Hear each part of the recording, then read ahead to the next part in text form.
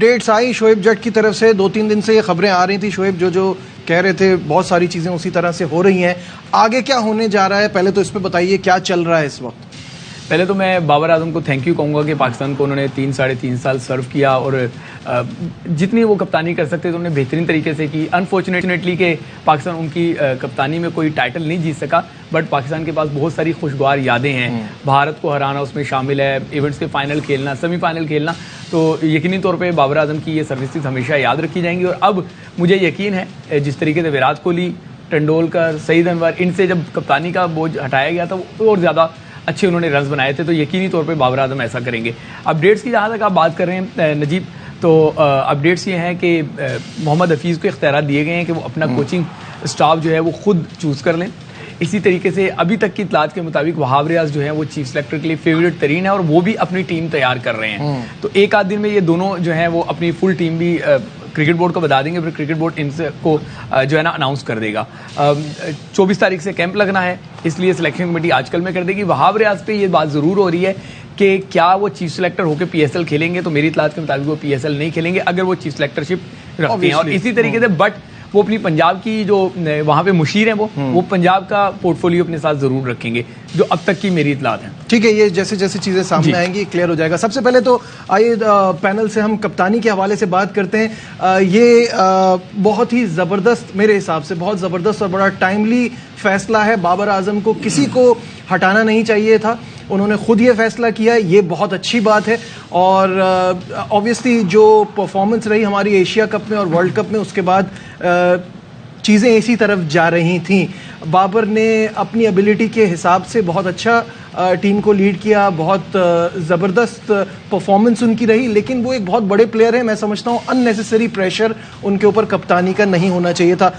बासित भाई, आप क्या सोचते हैं, बाबर आजम का कप्तानी छोड़ना, शान मसूद का टेस्ट का कप्तान बनना और शाहीन, एक एक करके जवाब चले। पहले बाबर आजम के कप्तानी के लिए मैं कहूँगा कि बहुत ही नफीस फैसला है और ये फैसला उसके काम आएगा बैटिंग में। जी बिल्कुल बिल्कुल। मेरी ख्वाहिश है कि वो सारे रिकॉर्ड तोड़े, शायद मैंने आपके प्रोग्राम में भी कहा था कि ये तोड़ेगा। अब आप देखेंगे कि आपको डिफरेंट बाबर आजम नजर आएगा बैटिंग में। जो उस पर प्रेशर आया हुआ था ना कप्तानी का, और मेरी दुआ भी है कि वो हमारे पाकिस्तान के सारे रिकॉर्ड तोड़े और बहुत ही सही टाइम पे बहुत अच्छा फैसला करा है। खुद करा है या किसी ने मशवरा दिया है, वालिद साहब ने, अंकल ने अगर मशवरा दिया है तो बहुत अच्छा फैसला दिया है। इससे पाकिस्तान को फायदा होगा। जुमला क्या कह रहा हूँ, पाकिस्तान को फायदा होगा, हमारे मुल्क को फायदा होगा। जहाँ तक शान मसूद का आपने कहा, गुड लक टू हिम कि 1 साल के लिए वो बने। सबको पता है ऑस्ट्रेलिया टूर मुश्किल होता है, लेकिन बात अब ऑस्ट्रेलिया टूर की नहीं ना, अब 1 साल की वो क्या प्लान करता है। अब हमें अब जो भी लोग आ रहे हैं उन सबको गुड लक है। अब उनकी चीजें हमें नजर आनी चाहिए। टीवी पे बैठ के तो हम भी बातें करते हैं, वो भी करते थे, अब आया वो डिलीवर करते हैं, यानी उस पर इंशाल्लाह ताला हम जरूर बात करेंगे आइंदा आने वाले 3-4 महीने। ठीक है, अजहर कैसे देखते हैं? सबसे पहले बाबर के जाने की बात कर लेते हैं। देखिए, मेरे ख्याल में बहुत ज़बरदस्त डिसीजन उसकी तरफ से, ना सिर्फ पाकिस्तान के लिए, उसके अपने लिए भी। दूसरा ये कि आगे फ्यूचर के लिए उसके लिए बड़ा पाकिस्तान के लिए, बाबर के लिए एज ए बैट्समैन बहुत फ़ायदा होगा।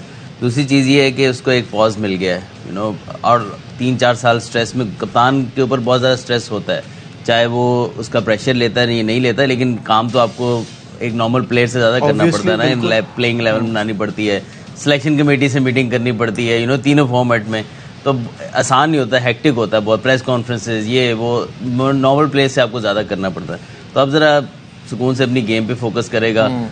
दूसरी बात यह है कि जहाँ तक बात रहेगी उसके रिकॉर्ड की एज ए कैप्टन, वो इतना बुरा नहीं था जितना हम उस पर, जारी बात है उसको उस तरह इम्प्रूव करना चाहिए था एज ए कैप्टन, उस तरह नहीं किया। हम उसमें काफी दफा बात कर चुके हैं, उसमें कई फैक्टर्स हैं ना, इसमें सिर्फ बाबर का कसूर नहीं है। बेसिकली जो हमारी बात थी ना वो ये कि do you think he is a good captain और नॉट?